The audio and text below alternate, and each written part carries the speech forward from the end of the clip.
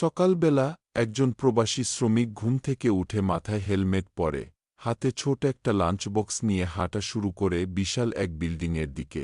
ধুলা, গরম, ক্লান্তি সবকিছুর মাঝেও তার চোখে থাকে একটাই স্বপ্ন, পরিবারের মুখে হাসি ফোটানো।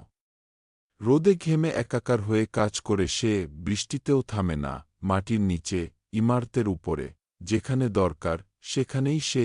কোনো ছুটি নেই, কোনো অভিযোগ নেই, সারাদিন কাজ করে রাত হলে ফেরে ছোট্ট একটা ঘরে, যেখানে ৬-৭ জন মানুষ গাদাগাদি করে ঘুমায়। একটু জায়গা, একটু শান্তি, সেটাও অনেক রাতে খেতে বসে ফোনটা হাতে নেয়, ভিডিও কলে বাচ্চার মুখ দেখতে চায়, কিন্তু ইন্টারনেট চলে যায়, সিগন্যাল থাকে না।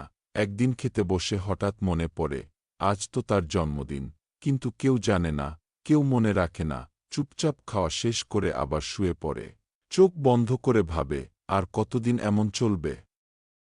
তবুও সে কাজ করে যায়, কারণ তার স্বপ্ন আছে, মায়ের মুখে হাসি ফোটাতে হবে, স্ত্রীকে নতুন শাড়ি। তার এই কষ্টের কোনো খবর কেউ রাখে না, তবুও সে হাসে, লড়ে যায়, কারণ সে জানে সে একা না। তার স্বপ্ন তার সঙ্গে আছে। আজ যাদের আমরা বলি ও প্রবাসে আছে, তাদের জীবনটা খুব সহজ না। তারা কিন্তু আমাদের নায়কের মতোই।